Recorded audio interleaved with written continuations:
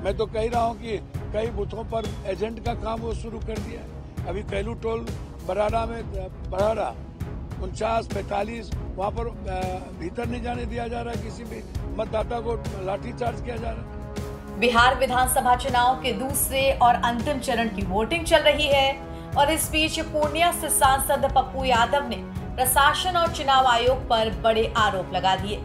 बिहार विधानसभा चुनाव 2025 अपने अंतिम और निर्णायक चरण में है। 20 जिलों की 122 सीटों पर वोटिंग हो रही है। सुबह से ही पोलिंग बूथों पर वोटिंग के लिए भारी भीड़ और उत्साह देखने को मिल रहा है, मगर इस बीच निर्दलीय सांसद पप्पू यादव ने पूर्णिया में प्रशासन पर मतदाताओं को वोट डालने से रोकने और लाठीचार्ज करने जैसे गंभीर आरोप लगाए हैं, जिससे चुनावी माहौल में तनाव बढ़ गया है।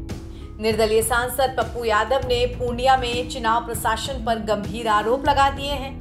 उन्होंने कहा कि पोलिंग बूथ नंबर 49 और 45 पर मतदाताओं को वोट डालने के लिए अंदर जाने नहीं दिया जा रहा, उन पर लाठीचार्ज हो रहा है।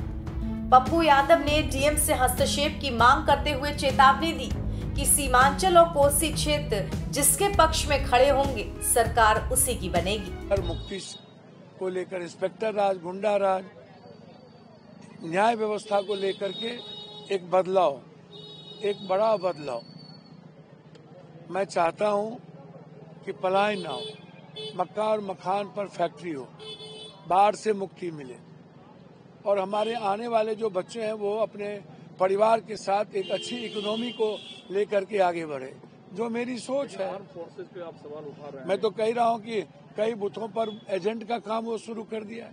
अभी कैलू टोल बराड़ा में 49-45 वहाँ पर भीतर नहीं जाने दिया जा रहा है, किसी भी मतदाता को लाठीचार्ज किया जा रहा है। वहाँ आप जाकर के देख लें बराड़ा के कैलू टोल।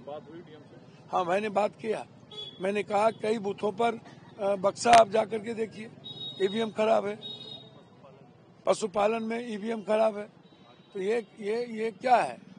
आप उठ अभी सुबह सुबह जिस तरीके की चीजें चल रही है ये तो गलत है। लोकतंत्र का स्वस्थ परंपरा रखिए ना भाई। सीमांचल और कोसी महागठबंधन के लिए कैसा रहने वाला है? भैया मैं तो इतना जानता हूँ, सीमांचल कोसी जिसके साथ खड़ा रहता है सरकार उसकी बनती है। दिल्ली में जो कि ब्लास्ट हुआ है उस पर आपका क्या नजरिया? भैया मेरा तो सीधा है, मुझे आप अमित भाई से प्रधानमंत्री जी को एक सलाह देंगे कि अमित भाई को एक बेस्ट मंत्रालय दे दीजिए, चोरी मंत्रालय,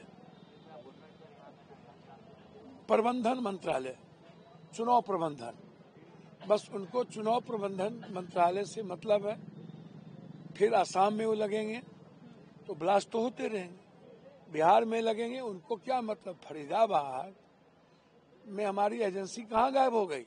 इंटेलिजेंस कहाँ थी? अकाउंटेबिलिटी किसकी होगी? 3000 मिले, पुलवामा से लेके पहलगाम तक में 3 दर्जन से ऊपर हमले हुए सैनिक पे, कैंप पे। क्या हुआ?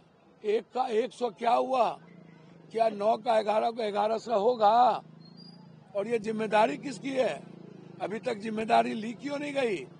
रिजाइन क्यों नहीं करते ये लोग? इस देश इन लोगों के हाथ में सुरक्षित नहीं है, जनता देख चुकी। हमारे पड़ोसी देश मेरे साथ नहीं है कोई एक भी, म्यांमार तक साथ नहीं, रूस हमारा साथ छोड़ दिया। ये लोग तो सिर्फ नफरत और बांटो बांटो बांटो। बिहार चुनाव के इस अंतिम चरण में 20 जिलों की 122 विधानसभा सीटों पर मतदान चल रहा है। इन सीटों पर कुल 1302 उम्मीदवार अपनी किस्मत आजमा रहे हैं, जिनमें 12 मौजूदा मंत्री भी शामिल हैं। इस चरण का परिणाम राज्य की अगली सरकार के गठन में महत्वपूर्ण भूमिका निभाएगा। नवभारत टाइम्स की रिपोर्ट।